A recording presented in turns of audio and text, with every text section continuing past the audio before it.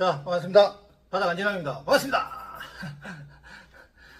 자, 오늘도 실내에서 영상을 이렇게 시작하게 된 이유가 있겠죠. 지금 밖에 아주 대물급 태풍 때문에 뭐 출조를 할 수가 없습니다. 그렇다 보니까 이렇게 실내에서 영상을 켜봅니다. 자, 오늘 영상을 뭐 켠 김에 우리 뱅에돔 이 활성도에 대해서 반응에 대해서 뭐 간단하게 얘기를 한번 해보겠습니다. 자, 우리 보통 필드에 도착하게 되면 뱅에돔들이 이렇게 첫 밑밥에 반응을 보이는 경우가 있지요. 그러다가 서서히 첫 밑밥에 반응을 보이는 고기는 어쨌든 후미에 가면 갈수록 점점 입질 빈도가 떨어지는 경우가 많이 있고요. 그 다음 또 다른 반대로 한 가지는 뭐냐면 처음에 밑밥이 들어가다가 나중에 됐을 때 철수할 때 다 돼서 뱅에돔이 폭발적인 입질을 보이는 경우가 있습니다. 그렇죠. 자, 엄연하게 첫 번째와 두 번째는 분명히 차이가 있습니다. 무슨 차이냐면 뱅에돔을 잡아 올리는 데 차이가 있는 게 아니지만 마리수에 대한 이 약간의 차이가 보일 수 있거든요.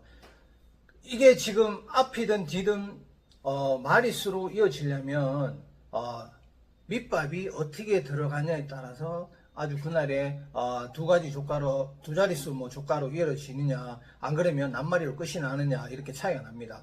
자, 첫 번째 반응이 왔을 때, 처음에 밑밥이 들어갔을 때 고기들이 이렇게 반응이 온다, 뱅에돔들이 반응했을 때 뒤에 가면 갈수록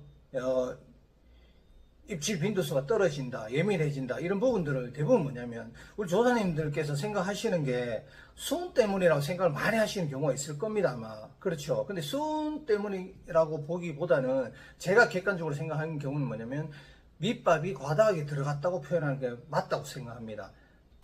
통상 첫 밑밥에 뱅에돔이 반응을 보인다 그러면 조사님들 대부분 보시면 나는 한 숟가락씩 뿌린다 생각하시면 절대 그렇지 않습니다.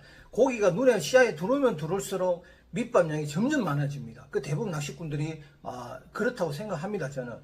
그렇다 보니까 뱅에돔이 받아들일 수 있는 밑밥량의 용량이 있습니다. 그렇죠. 계속해서 활동을 하는 건 아닙니다. 그렇다 보니까 처음에 반응을 계속 하는 뱅에돔들이 점점 가면 갈수록 쉽게 얘기하면 배가 부르다 보니까 미끼에 반응을 하기 싫은 겁니다.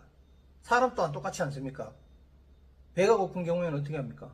허겁지겁 먹지요. 근데 많은 양이 한꺼번에 들어오다 보면, 먹다 보면 금세 배가 부르고 배가 차다 보면 쳐다보기도 싫어집니다.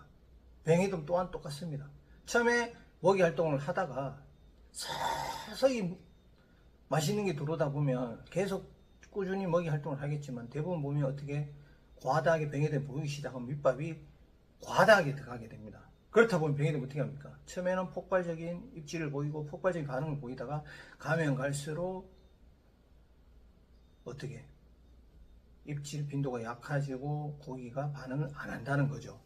그래서 첫 번째 이런 경우에는 서서히 밑밥 양을 꾸준하게 주되 밑밥을 조금씩 줄여가야 됩니다. 그런 방법으로 가시는 게 맞고요. 두 번째처럼 밑밥의 반응을 빨리 안 하고 늦게 이렇게 이제 낚시 철수할 때 다 돼서 폭발적인 입질을 보이는 경우는 수온에 따라서 그렇게 움직이는 경우가 좀 많이 있습니다. 그때는 수온 변화에 따라서 고기 활성도를 보이는 경우가 거의 대부분인데요.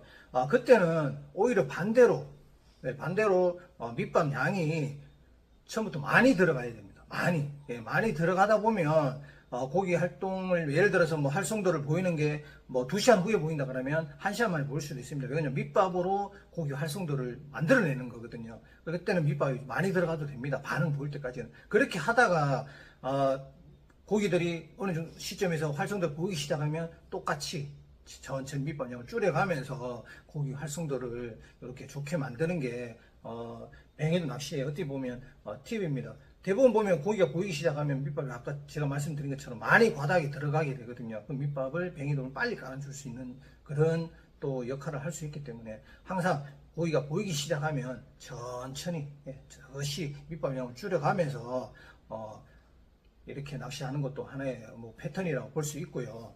대부분 조사님들 보시면 뱅에돔이 보이기 시작하면 본인의 낚시 스타일로 낚시를 못하는 경우도 있고 바빠지고 막 이렇게 되는 경우가 대부분입니다. 예, 저 또한 그렇게 되는데 어쨌든 한번 템포를 쉬었다가 천천히 어떻게 공략할 건지 다시 한번 생각해보고 뭐 알파 채비를 제 같으면 알파 채비를 할 건지 안 그러면 알파 채비를 하더라도 장ገል지를 만들 것인지 목줄을 어떻게 사용할 건지 살살 한 템포 쉬어가면서 다시 생각을 합니다. 생각을 하고 다시 그 뱅에돔 입장에서 서서 제가 낚시 제 패턴대로 이어가는 게 최고 좋은 낚시 방법인 듯 합니다. 그래서 저는 바쁘더라도 항상 조금 생각을 하고 이렇게 패턴을 조금씩 늦춰가는 나만의 테크닉대로 낚시를 할 수 있도록 찾아갈 수 있도록 이렇게 제가 하는 것이 제 낚시 패턴입니다.